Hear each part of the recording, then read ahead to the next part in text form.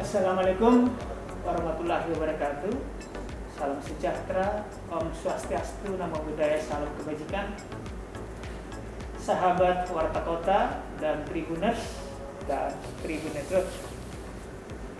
Izin saya membuka masker karena jarak saya dengan tamu 2 meter dan saya sudah booster. Sahabat Warta Kota dan Tribuners, hari ini kita akan berbincang dengan tamu spesial. Saya sebenarnya bertamu, tapi beliau adalah tamu spesial kita. Beliau adalah penjabat atau PJ Bupati Bekasi, Jawa Barat. Nanti akan banyak yang spesial karena beliau ini sudah 2 kali PJ atau sebelumnya PLT di Bekasi. Beliau adalah Dr. Haji Dhani Ramdan, MT, Master of Teknik. Assalamualaikum Pak Bupati. Waalaikumsalam warahmatullahi wabarakatuh. Supaya lebih akrab, bahasa Sunda kita sebut Akang. Ya. Kang Dhani, punten. Mangga. Pertama-tama kami mengucapkan selamat. Oh iya, Ini kasih. ditunjuk kali kedua, mendapat amanah kali kedua, belum seminggu ya? Ya, 23 Mei. Mei ya, seminggu lah ya. Dan sebelumnya tahun lalu beliau 3 bulan PLT Bupati Bekasi juga. Kang, apa kesan diberi kesempatan kedua kali? Kesan campur. Campur ya, bangga tentu ya, karena tidak semua ASN, pejabat pemerintah provinsi, diberi kepercayaan seperti ini. Terlebih di Kabupaten Bekasi, salah satu kabupaten terbesar di Jawa Barat dengan kontribusi di bidang ekonomi dan politiknya yang sangat signifikan ya. Bukan hanya Jawa Barat, bahkan nasional. Tetapi di sisi lain, karena saya punya pengalaman juga sebelumnya, 7 bulan yang lalu ditugaskan di sini pada saat puncak pandemi, saya menyadari bahwa menjadi pejabat Bupati Bekasi itu tantangan yang luar biasa kondisinya.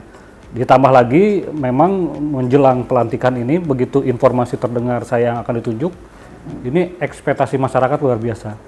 Mungkin memori dari 7 bulan yang lalu saya bekerja di sini 3 bulan, ada hal-hal yang berkesan barangkali ya. Ini banyak sekali harapan-harapan dari masyarakat untuk semua persoalan bisa diselesaikan. Nah ini artinya ya itu tantangan ya. Tapi bagaimanapun ya saya sebagai umat Islam, ajaran agama saya adalah innalillahi wa inna ilaihi raji'un. Kembalikan karena semuanya berasal dari Allah, termasuk jabatan ini, amanah ini. Jadi saya kembalikan, mudah-mudahan saya mendapat pertolongan Allah untuk bisa melaksanakan lebih baik. Jarang sekali orang mendapat jabatan mengucap innalillahi. Mengapa Ya. harus? Karena itu semacam bahwa saya bukan untuk mau mengeruk di sini. Ya, tapi itu mau mengabdi. ajaran orang tua gitu. Jadi setiap saya mendapatkan amanah baru, karena jabatan itu menurut orang tua saya fitnah, ujian. Oke. Gitu. Jadi mungkin kelasnya terus naik dan saya harus siap mental untuk itu. Kang Dhani tadi disebut ini suatu kebanggaan. Karena apakah bangga juga karena Bekasi ini selain masuk di Jawa Barat yang tentu saja jumlah penduduk termasuk terbesar di Indonesia, apakah juga karena Bekasi ini penopang ibu kota Jakarta, di mana warga Bekasi juga banyak bekerja di Jakarta atau sebaliknya? Banyak sekali keistimewaan Kabupaten Bekasi ini. Di samping jumlah penduduknya besar, wilayahnya yang luas, tadi keberadaan kawasan industri di Kabupaten Bekasi ini terbesar bukan hanya di Indonesia, bahkan di Asia Tenggara. 7.000-an pabrik di sini beroperasi, dan itu bukan pabrik yang kaleng-kaleng. Semuanya orientasi ekspor. Bukan pabrik KW ya, KW. Jadi pabrik-pabrik strategis ya, jadi ini industri strategis, hampir keseluruhannya berorientasi ekspor, dan artinya apa? Merupakan tulang punggung ekonomi negara juga, keberadaan industri di sini tuh. Baik. Kemarin sempat periode pertama hampir 3 bulan ya, 3 bulanan lah ya. 3 bulan 26 hari. 3 bulan ya. Okay. Ya. Lalu ini masuk kedua. 3 bulan 26 hari, apakah ada sesuatu yang menurut Kang Dhani sesuatu prestasi yang luar biasa, terutama tadi di tengah pandemi? Oh ya, Oh, kalau yang kemarin mengapa masyarakat mungkin memberikan nilai positif kepada saya, umumnya memang keberhasilan di penanggulangan COVID, pandemi. Saya masuk itu adalah kondisi PPKM darurat bahkan. Pak Bupati meninggal juga karena itu, beberapa kepala dinas meninggal karena itu, lalu rumah sakit semua penuh, oksigen kurang, peralatan medis, tenaga medis sudah kelelahan. Saya bekerja minggu pertama, minggu kedua bekerja sama dengan Forkopimda, dengan seluruh unsur, Satgas Covid waktu itu, gempur siang malam, turun ke level 4, PPKM level 4. Sebulan kemudian turun ke level 3, sebulan kemudian PPKM level 2. Saya pulang masih di PPKM level 2 karena dilantik Wakil Bupati terpilih di Dewan. Tapi seminggu kemudian sudah level 1, artinya implikasi dari pekerjaan kita selama 3 bulan 26 hari itu bisa mencapai level 1, dan di Jawa Barat hanya 2 kabupaten waktu itu yang bisa mencapai level 1, Kabupaten Bekasi dan Kabupaten Pangandaran, di mana saya juga pernah PJS di sana, di Pangandaran. Luar biasa. Iya. Artinya itu suatu milestone lah ya. Milestone, ya. Prestasi yang luar biasa lah ya. Ya, tapi bukan prestasi saya sendiri tentunya. Semua pihak. Tapi bagaimanapun tetap harus ada sebagai leader Ya, panutan. ya, betul. Nah sebaliknya apa kira-kira yang tentu saja dalam 3 bulan 26 hari tidak bisa dibuat sebagai generalisir kalau ada kegagalan atau Ya. belum keberhasilan sebagai kegagalan total. Tapi apa kira-kira menurut Kang Dhani saat itu belum berhasil dan pengen diwujudkan pada periode kita? Yang pertama, kondisi pemerintah Kabupaten Bekasi, birokrasinya pada saat saya masuk itu sudah banyak yang pensiun dan meninggal, jajaran kepala dinasnya, ya, pejabat seniornya. Harusnya saya bisa mengisi itu dalam waktu 3 bulan itu, beberapa kepala dinas yang udah hampir 1 tahun, ada yang baru beberapa bulan kosong. Ternyata saya tidak berhasil ya, karena mungkin fokus pandeminya cukup berat, jadi baru sebulan terakhir waktu tidak cukup gitu. Itu saya kira yang paling ingin saya segera tuntaskan karena pincang birokrasi ini. Dan ternyata sudah 7 bulan berlalu masih belum terisi dan malah nambah lagi yang kosongnya saat ini gitu. Karena ada pensiun lagi gitu. Ya. Itu menjadi prioritas ya? Ya, betul. Membenahi organisasi. Ya, karena kan itu tim utama saya gitu. Karena tidak mungkin saya bekerja sendiri, harus dengan para kepala dinas. Penjabat atau PJ ini 1 tahun pertama ya? Betul. Nah selain yang tadi akan membenahi organisasi, apa kira-kira program strategis yang menjadi prioritas kalian? Ya, sebenarnya totalnya ada 4 fokus ya yang akan saya kerjakan, itu berdasarkan informasi dari Bapeda dan TAPD dan juga input dari masyarakat, karena medsos saya kan aktif ya. Jadi selama saya selesai menjalani tugas juga itu terus komunikasi itu jalan. Ada input masuk. Input ya, jadi keluhan-keluhan saya coba rekap dan juga disesuaikan dengan anggaran yang sudah tersedia. Karena kan saya tidak ikut menyusun APBD 2002 nih, kemarin keburu berhenti di bulan Oktober di mana RAPBD belum disusun. Jadi sekarang saya menjalankan RAPBD yang disusun oleh pejabat sebelumnya. Nah, dari situ saya memilah-milah, ternyata ada 4 hal yang bisa kira-kira diakselerasi dalam 1 tahun ini. Yang pertama adalah pembenahan infrastruktur, karena masih banyak jalan ya, perhubungan ya, jalan jembatan yang rusak, macet, gelap, tidak ada PJU atau banjir karena drainasenya tidak jalan. Yang kedua, infrastruktur permukiman, perumahan, baik rumah tidak layak huni, air bersih, air kotornya, dan persampahannya. Itu juga menjadi concern. Dan infrastruktur pengairan untuk pertanian juga, karena dikenal industri tapi pertaniannya masih sangat luas di sini. Dan itu butuh pengairan yang mumpuni. Itu juga menjadi concern saya, selain pasos-pasum ya pada umumnya. Itu fokus yang pertama. Fokus yang kedua adalah pembangunan manusianya. Jadi di sini industri terbesar tapi pengangguran juga tertinggi, ketiga di Jawa Barat angka penganggurannya. Kenapa? Karena nggak ada link and match antara penyediaan sumber daya kita melalui sistem pendidikan formal maupun pelatihan dengan kebutuhan industri. Nah, itu yang jadi fokus. Jadi pendidikan vokasi akan coba kita genjotkan di samping pendidikan dasar dan kesehatan dasar dan pembangunan manusia dari aspek budaya, agama, dan olahraga. Fokus yang ketiga adalah pemulihan ekonomi. Karena dampak pandemi ini di semua sektor, industri besar, industri kecil, perdagangan, perhotelan, pariwisata, ini harus pulih cepat saya akan mencoba membuat langkah-langkah yang bisa mengakselerasi itu. Dan yang keempat, yang tadi reformasi birokrasi, mulai dari pengisian jabatan, kemudian pemantapan disiplin, kinerja, dan akuntabilitas dari para pegawai ASN kita. Semoga berjalan baik semua akan dari. Amin, amin. Kita tahu bahwa Pemda eksekutif harus bermitra juga dengan legislatif. Betul, yang lain. betul. Sudah punya kiat tersendiri kah mendekati Ya. kawan-kawan di legislatif? Pengalaman saya 3 bulan 26 hari memberi banyak pelajaran untuk hal itu. Salah satunya juga kenapa saya tidak berhasil beberapa kegiatan komunikasi dengan Dewan yang belum lancar. Nah ini sekarang makanya pertama setelah dilantik itu saya bertemu pimpinan Dewan dan seluruh anggota. Setelah itu para pimpinan partai politik, baik yang duduk di parlemen maupun yang tidak duduk di parlemen. Sudah dalam hari pertama, hari kedua sudah saya lakukan ya, dan ternyata itu menghasilkan jadi sifat orang Bekasi itu di permukaan seperti kontra begitu, tapi begitu kita silaturahmi salaman selesai gitu.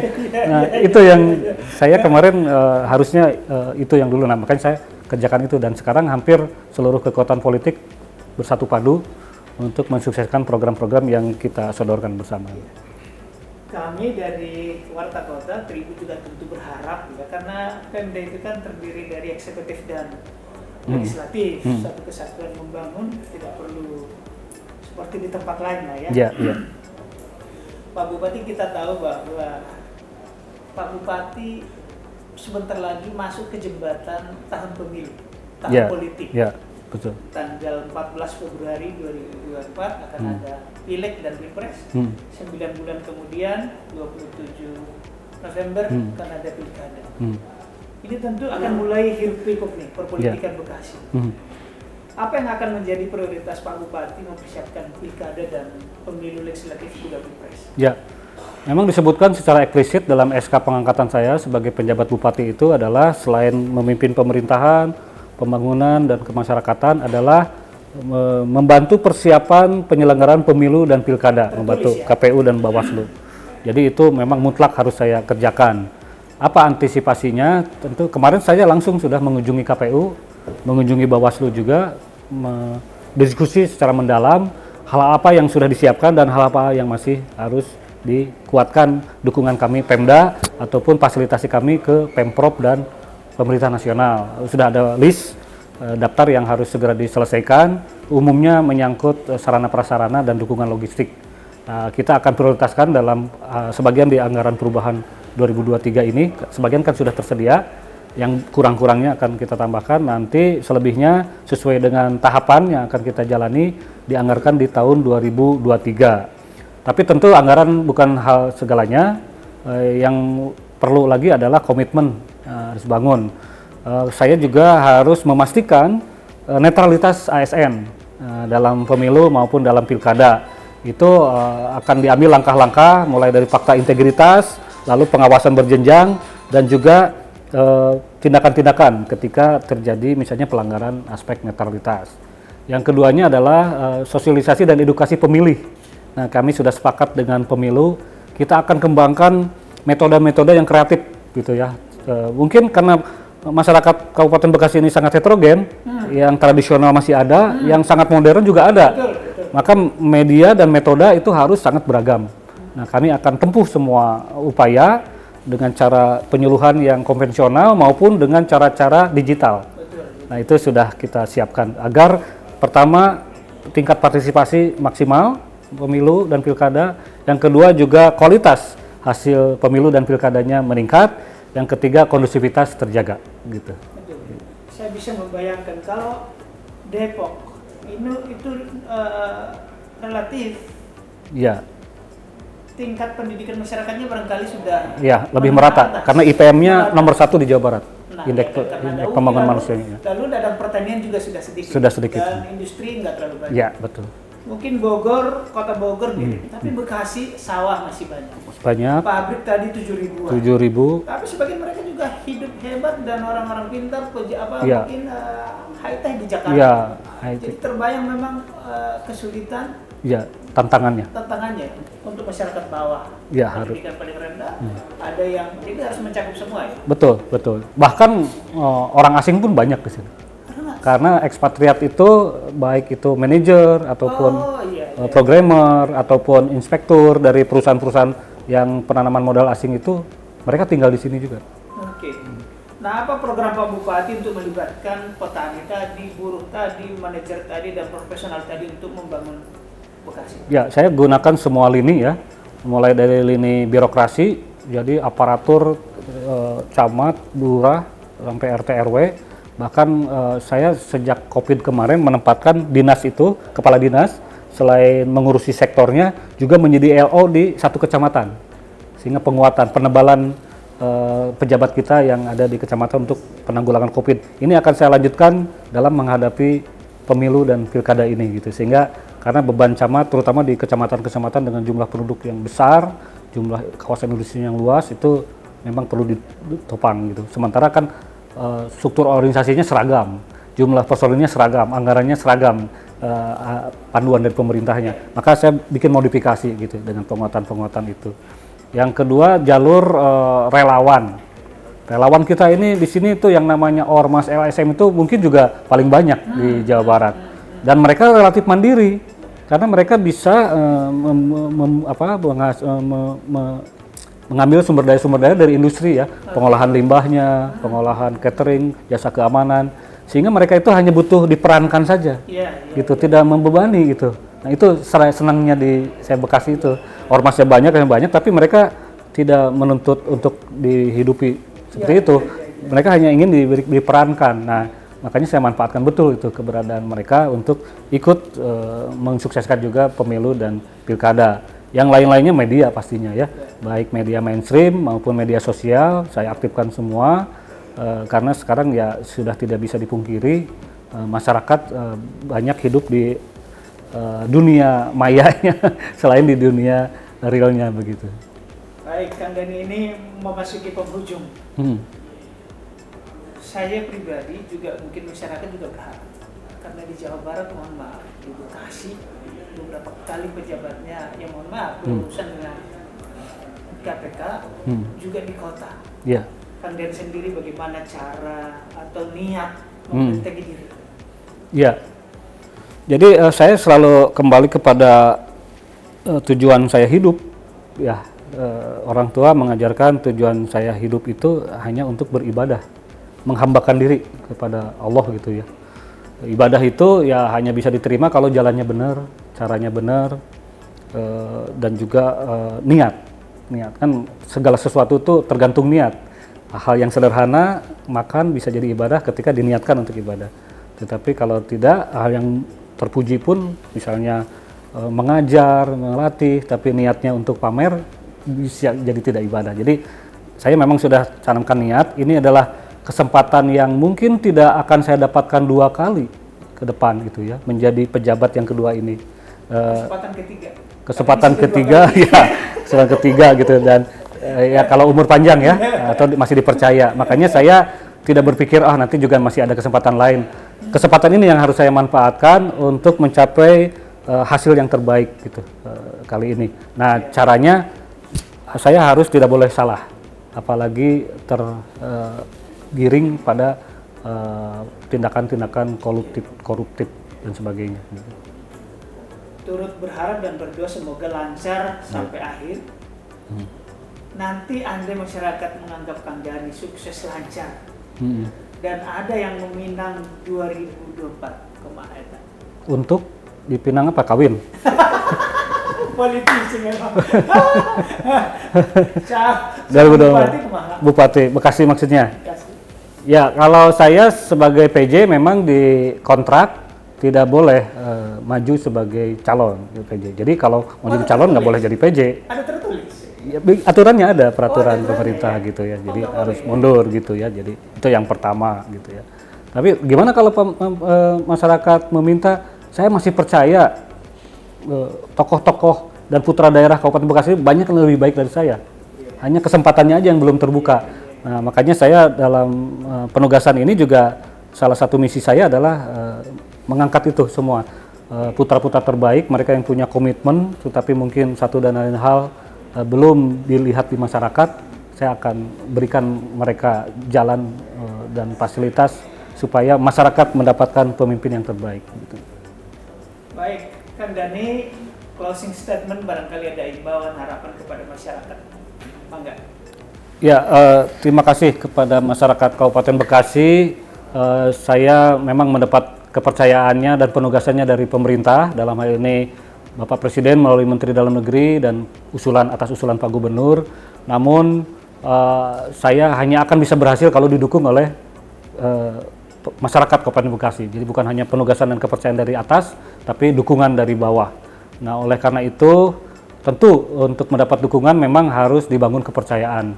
Saya akan jaga kepercayaan ini dan akan saya buktikan dengan upaya terbaik saya, kemampuan yang terbesar yang saya miliki.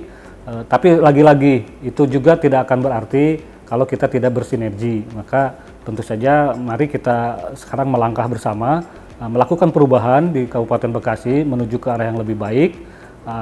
Tetapi pada saat nanti saya ternyata ada khilaf, kesalahan dari putusan, ucapan, tindakan saya, jangan ragu lega untuk mengkritik saya, memberikan saran perbaikan kepada saya. Insya Allah saya terima dengan sangat terbuka.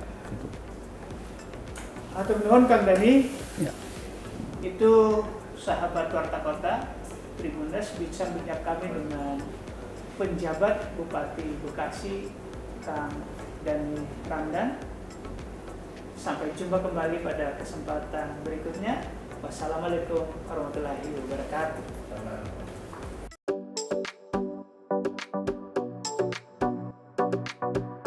Jangan lupa subscribe ya.